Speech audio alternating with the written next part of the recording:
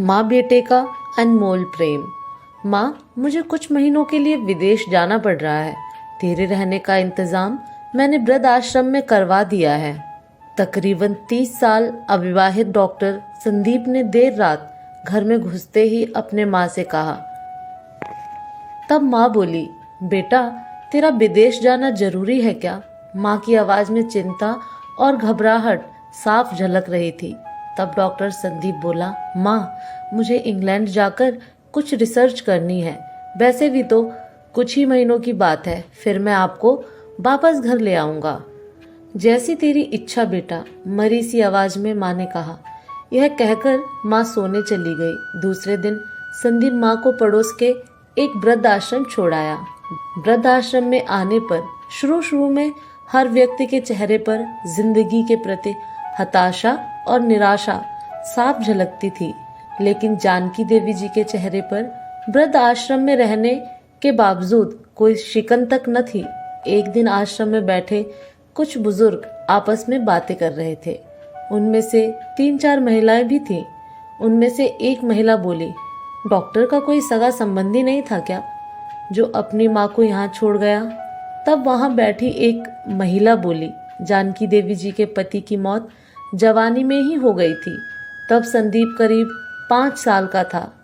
पति के मौत के बाद जानकी देवी जी और उसके बेटे को रहने और खाने के लाले पड़ गए थे।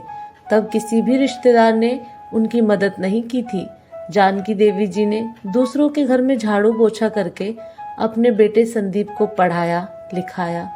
संदीप भी पढ़ने लिखने में बहुत होशियार था, तभी तो वह डॉक्टर बन गया।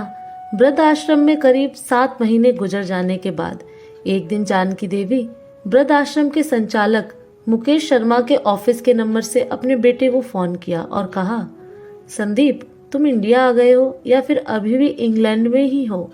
संदीप का जवाब था, माँ, मैं अभी इंग्लैंड में ही हूँ।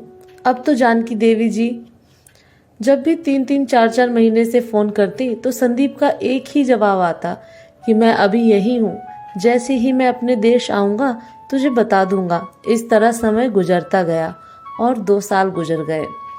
अब तो वृद्ध आश्रम के लोग भी कहने लगे कि देखो कैसा चालाक बेटा निकला, कितने धोखे से अपने माँ को यहाँ छोड़ गया। तभी आश्रम का एक अन्य बुजुर्ग बोला, मुझे तो नहीं लगता कि डॉक्टर कोई विदेश गया होगा, वह तो बुढ़िया से छुटकारा पाना चाह रहा था। तभी किसी और एक बुजुर्ग ने कहा, मगर वह तो शादीशुदा भी नहीं था। फिर कोई होगी गर्लफ्रेंड जिसने कहा होगा पहले माँ के रहने का अलग इंतजाम करो, तभी मैं तुमसे शादी करूंगी। 2 साल आश्रम में रहने के बाद जानकी देवी जी को अपनी नियति का पता चल गया। बेटे का गम उन्हें अंदर ही अंदर खाने लगा। वह पूरी तरह टूट गई। 2 साल आश्रम में और रहने के बाद एक दिन जानकी देवी जी की मौत हो गई। उनकी मौत पर आश्रम के लोगों ने आश्रम के संचालक शर्मा जी से कहा, इसकी मौत की खबर इसके बेटे को तो दे दो, हमें तो नहीं लगता कि वह विदेश गया होगा, वह होगा यहीं कहीं अपने देश में। तभी शर्मा जी बोले, इसके बेटे को मैं कैसे खबर करूं, उसे मरे तो 3 साल हो गए। शर्मा जी की यह बात सुनकर वहां उपस्थित सभी लोग हैरान रह गए। तभी उनमें से एक बोला, अगर उसे मरे 3 साल हो गए तो जानकी देवी जी मोबाइल पर बात कौन करता था? तब शर्मा जी बोले, वह मोबाइल तो मेरे पास है जिसमें उनके बेटे की रिकॉर्ड की गई आवाज है। एक बुजुर्ग ने पूछा, पर ऐसा क्यों? तब शर्मा जी बोले, करीब 4 साल पहले जब संदीप अपने माँ को यहाँ छोड़ने आया था तो उसने मुझसे कहा कि शर्मा जी, मुझे ब्लड कैंसर हो गया है और डॉक्टर होने के नाते यह मैं अच्छी तरह जानता हूँ कि इसकी आखिरी स्टेज में मुझे बहुत तकलीफ होगी। मेरे मुंह और मेरे मसूड़ों से खून भी आएगा। मेरी यह तकलीफ माँ से देखी ना जा सकेगी। वह तो जीते जी मर जाएगी, मुझे तो मरना ही है, पर मैं नहीं चाहता कि मेरे कारण मेरे मरने से पहले मेरी माँ मरे।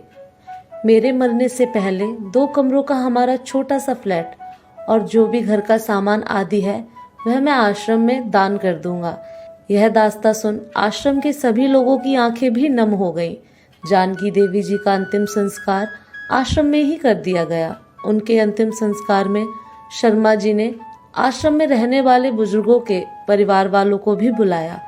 माँ बेटे के इस अनमोल प्यार और अटूट दास्तां का कुछ लोगों पर इतना असर हुआ कि कुछ बेटे अपने बूढ़े माँ बाप को वापस घर ले गए।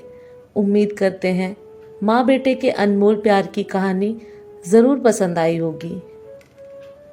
अगर कहानी पसंद आई तो इसे अपने दोस्तों के साथ भी शेयर ज़रूर करिएगा।